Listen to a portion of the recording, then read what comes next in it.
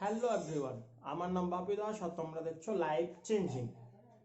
আজকে আমি মাধ্যমিকের জন্য নিয়ে এসেছি প্রাণীদের সাড়া প্রদান ও ভত সমন্বয় স্নায়ুতন্ত্র। এটি হচ্ছে আজকে আমাদের আলোচ্য বিষয়। তো তোমরা ভিডিওটা প্রথম থেকে লাস্ট অবধি দেখবে, খুব সহজ পদ্ধতিতে আমি তোমাদের বুঝাবো। যদি আমার ভিডিওটা ভালো লেগে থাকে তা অবশ্যই সাবস্ক্রাইব, লাইক, শেয়ার, কমেন্ট করবে। তো চলো শুরু করা যায় আজকে আমাদের আলোচ্য বিষয়। সবচেয়ে প্রথমে দেখো কি আছে, স্নায়ুতন্ত্র। স্নায়ুতন্ত্র কাকে বলে? যদি তোমরা ডেফিনেশনটা একটু ভালো করে মনে রাখো তাহলে কিন্তু স্নায়ুতন্ত্রের কাজ, বৈশিষ্ট্য, স্নায়ুতন্ত্র কাকে বলে সবই প্রায় কভার হয়ে যাবে। দেখো স্নায়ুতন্ত্র, স্নায়ুতন্ত্র মানে কি? স্নায়ুতন্ত্র মানে হচ্ছে স্নায়ুকোষ ও নিউক্লিয়া কোষ দিয়ে গঠিত। ঠিক আছে? তো কি কোষ দিয়ে গঠিত, আমাদের কি পরিবেশ থেকে উদ্দীপনা গ্রহণ করে, আর উদ্দীপনা গ্রহণ করে নিয়ে উদ্দীপনায় সাড়া দেয়। ঠিক আছে?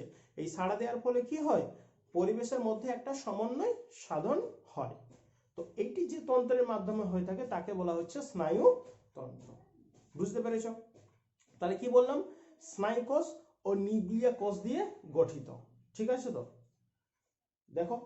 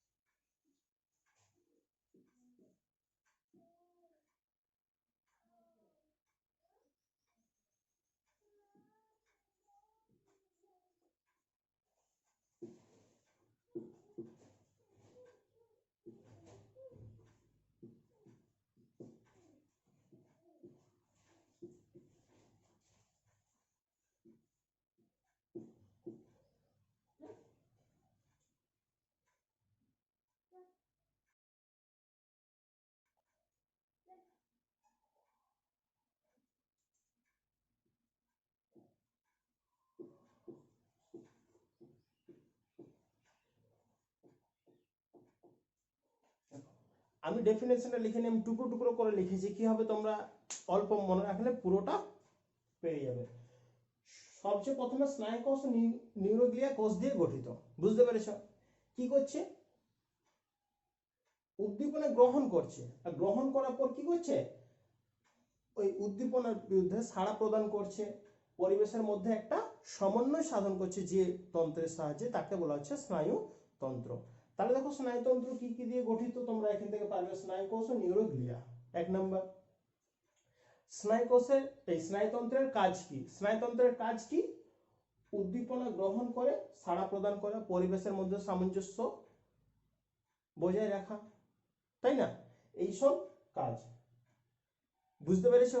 তাহলে দেখো এই জাস্ট জিনিসগুলো একটু তোমরা যদি মনে রাখো তাহলে পুরোটা কভার হয়ে যাবে। বুঝতে পেরেছো? দেখো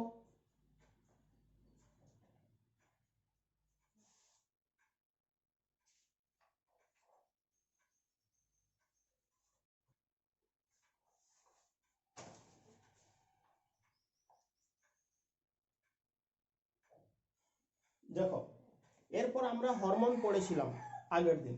তো এখান থেকে তোমাদের মাধ্যমিকে খুব ইম্পর্টেন্ট প্রশ্ন আসে, হরমোন ও স্নায়ুতন্ত্রের মধ্যে একটি পার্থক্য লিখো। নর্মালি দুটি পার্থক্য আছে। ঠিক আছে? তো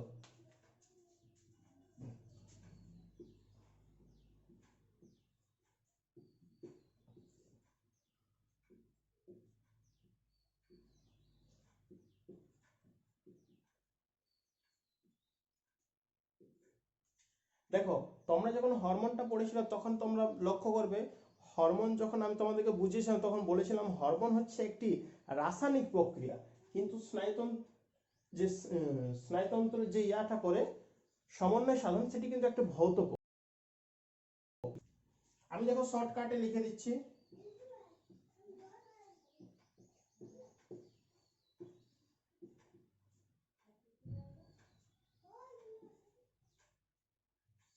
দেখো, হরমোন প্রক্রিয়াটা হচ্ছে রাসায়নিক প্রক্রিয়া, আর স্নায়ুতন্ত্রের প্রক্রিয়াটা হচ্ছে ভৌত প্রক্রিয়া। হরমোন তোমরা শুনেছো যে হরমোন উৎপত্তি স্থল থেকে দূরে গিয়ে ক্রিয়া করে।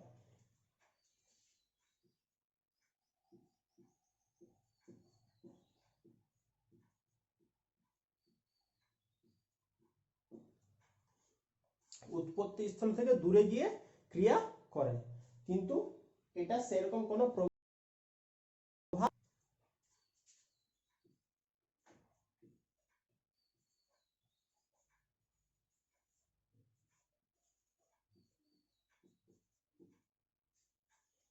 আর কি পড়েছো? হরমোন কি হয়?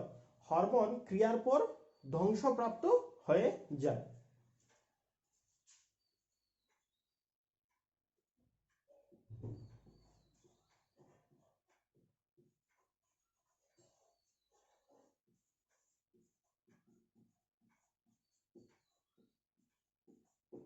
দেখো, আমি তোমাদের শর্ট শর্ট প্রসেসে লিখালাম।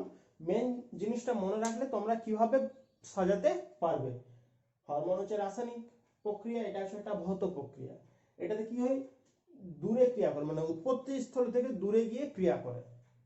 আর এটা কি সেরকম কোনো প্রভাব নেই। আর হরমোন কি হয়?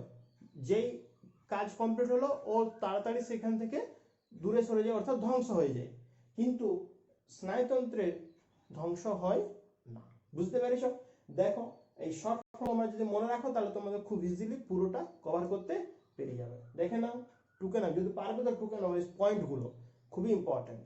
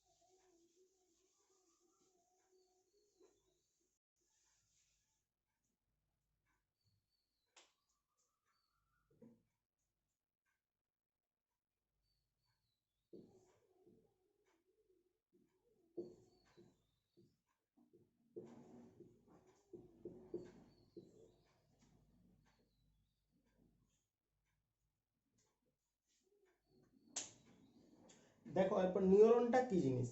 নিউরন হচ্ছে স্নায়ুতন্ত্রের গঠনগত ও কার্যগত একক, অর্থাৎ নিউরনটাই সমস্ত রকমের কাজ করে থাকে। বুঝতে পেরেছো তো? জাস্ট এইটুকু মনে রাখবে, নিউরন হচ্ছে স্নায়ুতন্ত্রের গঠনগত কার্যগত একক।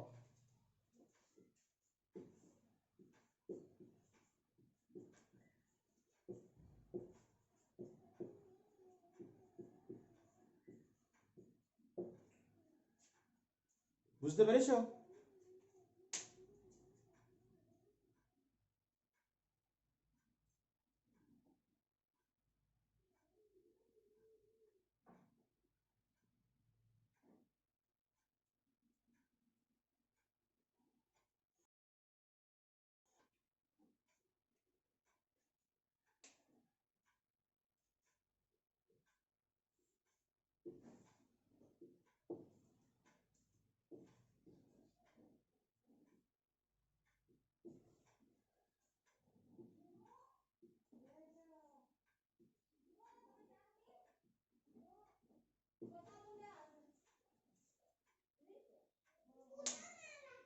দেখো, তোমরা দেখতে পাচ্ছ নিউরন হচ্ছে কি দেহকোষ ও প্রবর্ধক, এই দুটি অংশ নিয়ে গঠিত। ঠিক আছে তো?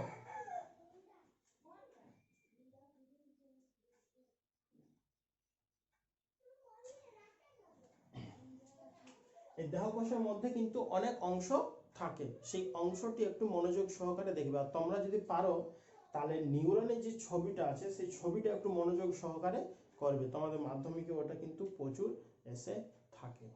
ঠিক আছে?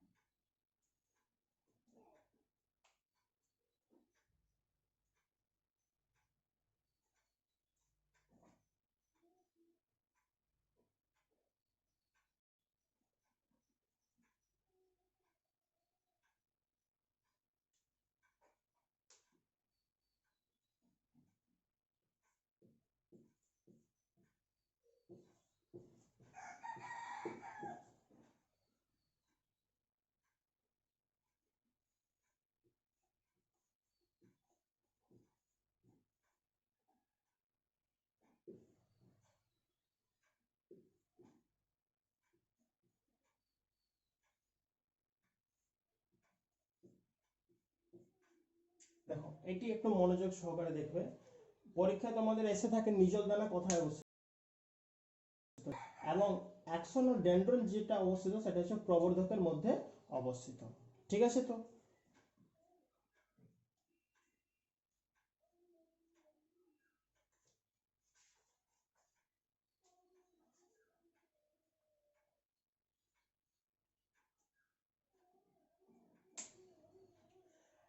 নিউরনের কাজ কি?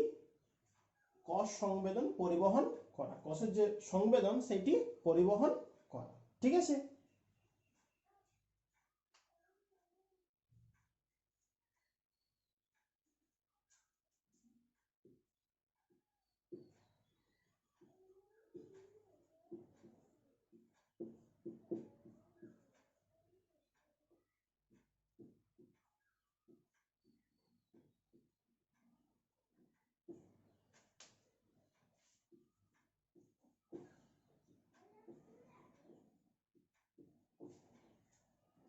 দেখো স্নায়ুতন্ত্রের কি এই নিউরনের কি কাজ? স্নায়ু সংবেদন পরিবহন করা, এটি হচ্ছে নিউরনের কাজ।